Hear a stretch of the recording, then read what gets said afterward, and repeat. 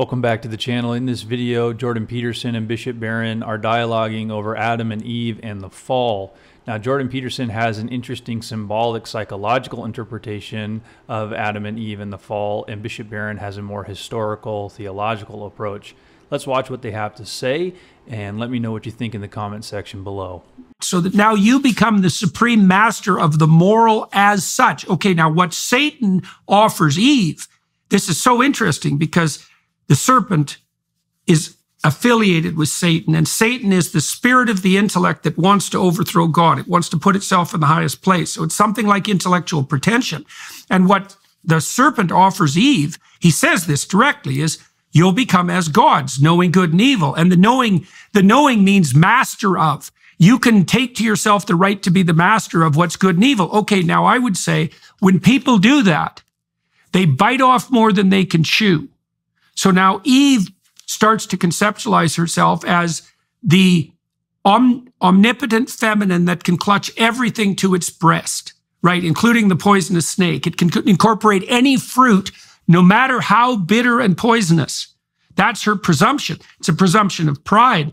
And then she entices Adam, and she uses his proclivity to name and to categorize. And what Eve approaches Adam and says, we should hearken even to the snake, even to what's most poisonous. We should incorporate even what's most poisonous. And Adam says, I can do that. And so you see a twin kind of pride, a feminine pride, which is I can incorporate everything and clutch it to my breast, and a masculine pride, which is I can now reshape the ordering principle itself, even to incorporate that which is poisonous. Now, if that's okay, right. One more thing on that, and then tell me what you think of this. There is this Christian insistence that suffering is a consequence of sin. And that's a weird one because death and deterioration seem in some ways to be built into the structure of existence. But it's an open question how much our tendency to overreach pridefully is the consequence of our continual suffering,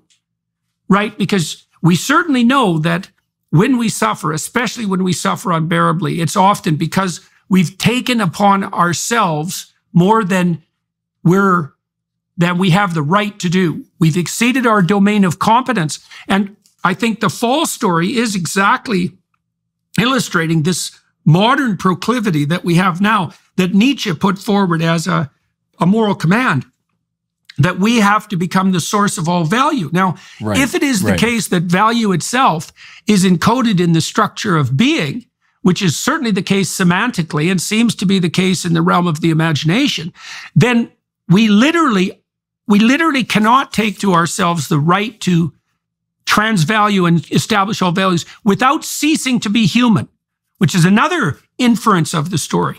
Right? Because that implicit moral order, there's no difference between that implicit moral order and being human. They're the same thing. Yes.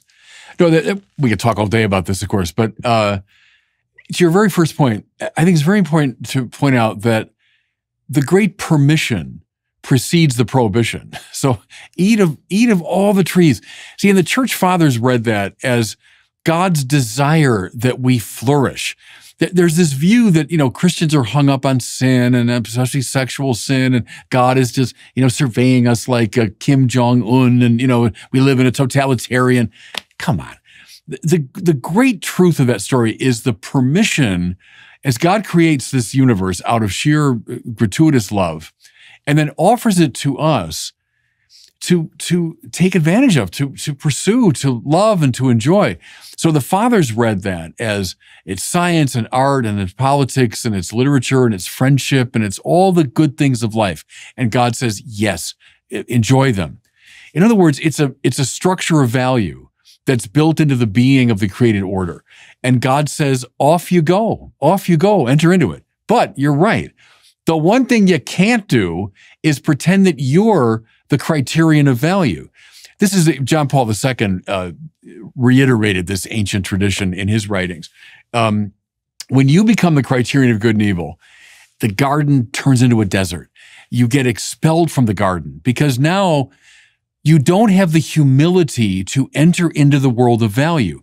You become a sort of arbiter of value. You're even a creator of value. You're the evaluator of value. Well, then, that's you're the accuser and the distantiated. adversary.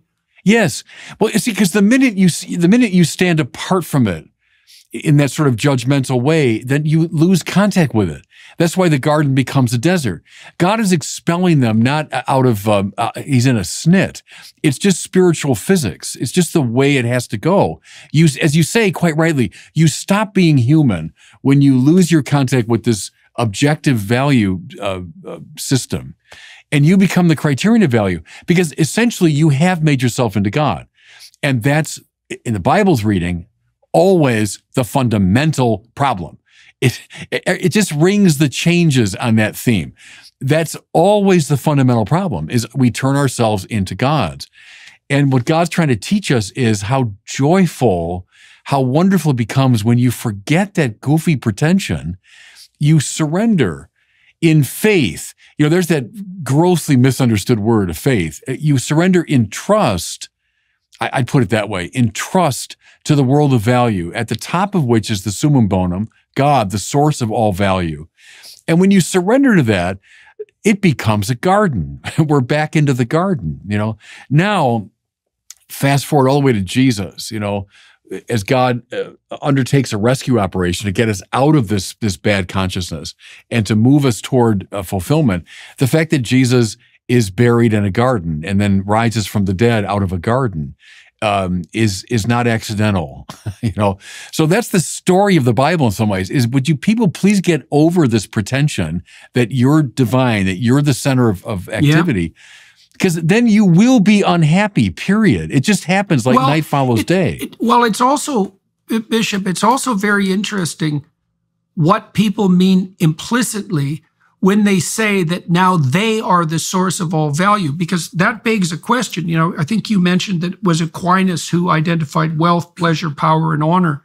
So you might say, let's say that Sartre says, do what thou wilt shall be the whole of the law. That was actually Aleister Crowley, right? Okay, yeah. But that's a good statement of this self-centeredness. Okay, so what are the inevitable consequences of this? Okay, so one of them is that you become self-conscious. Okay, and this is what happens to Adam and Eve, right? They become self-conscious. They become aware of their own nakedness. And the reason they do that is because, or the consequences of that, if they've taken that burden of valuation onto themselves, they're going to be self-reflective and self-conscious. We know from the psychological literature that self-consciousness and neurotic suffering are conceptually indistinguishable. They occupy the same semantic space. Yeah. And we all know that from experience. We all know that. That's Augustine. When you're curvatus in se, you've turned in on yourself. Yeah. That's his definition of sin. But I would say of unhappiness. Yeah. The ipso facto, you're unhappy. And the best moments of life, we all know this, are when we're least self-conscious, when we're lost in a conversation. That's when we're walking with God. Yes. When we're least self-conscious is when we're walking with God in the garden. In the cool of the evening. Right.